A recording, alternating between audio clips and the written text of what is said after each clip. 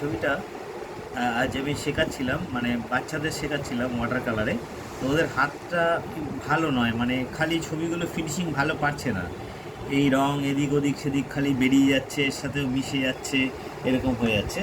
তো সেই কারণে ওদেরকে একটু মিনিয়েচার স্টাইলে আজকে একটু ইন্ডিয়ান পেন্টিংয়ের মতো রংটা ওদেরকে করালাম, মানে ওয়াটার কালারে।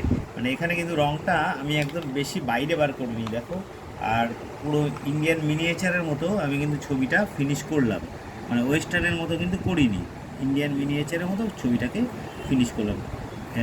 কিন্তু এখানে কিন্তু আমি কোনো ওয়াশ পদ্ধতি ব্যবহার করিনি, এটা অটোমেটিক ওয়াশের মতো দেখতে লাগছে, কারণ যেহেতু বর্ষাকাল, সকাল বিকেল সারাদিন তো বৃষ্টি হচ্ছে। তো সেই কারণে একটা বাইরে ড্যাম ভাব অটোমেটিক রয়েছে ওয়েদারে। তো রঙটা চট করে দিলেই যে শুকিয়ে যাবে সেরকম নয়, সুন্দর বাপ কাটি যে ছবিটা করছি।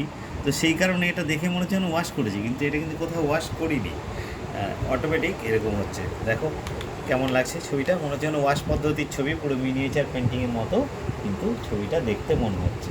কিন্তু এইভাবে রঙটা শেখালাম কারণটা হচ্ছে, এটা হচ্ছে হাতটাকে পরিষ্কার সুন্দর করার জন্য, কারণ ওদের এতটাই বাজেভাবে ফিনিশ করে ফেলছে ওরা বুঝতে পারছে না।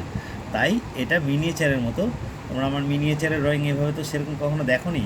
তো এই প্রথম এইভাবে আমি ড্রয়িংটা করালাম স্টুডেন্টদেরকে। ওরা ক্লাস 6-এ পড়ে, এই 5-এ পড়ার বয়স, 6-এ পড়ে, ছোটোই, খুব বেশি বয়স নয়। তো ওই টাইপের ড্রয়িংটা করালাম, দেখো কেমন লাগছে। ঠিক আছে, চুলটা এবার আরও ডার্ক হবে, চুলটা যত ডার্ক দেবো আর একটু যদি ডার্ক দেওয়া হয়, সুন্দর করে ড্রয়িং করে দেওয়া হয় মিনিয়েচারে যেরকম হয়, ধরে ধরে, দেখো কত ভালো লাগবে দেখতে।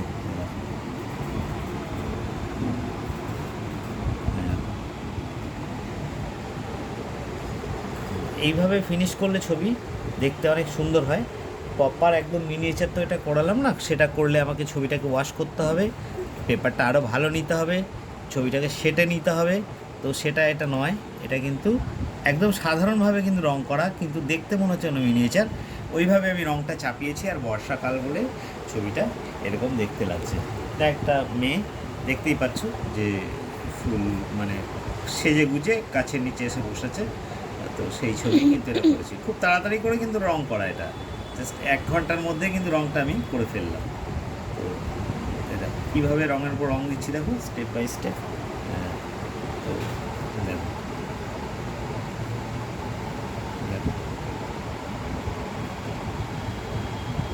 কীভাবে স্প্রেড করছে রংটা, দেখো অনেকক্ষণ আগে কিন্তু রংটা দিয়েছি, কিন্তু তাও কত স্প্রেড করছে।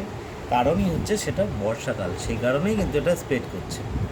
ঠিক আছে, দেখো এই ছবিটা করানোর উদ্দেশ্য একটাই, যাতে হাতটা ওদের সেট হয়। তুলি চালানোটা, যেটা মিক্সিং করার পরে তুলিটাকে চালিয়ে কীভাবে ছবিটাকে সুন্দর করে শেপ দিতে হয়, সেই শেপটা শেখানো যাবে।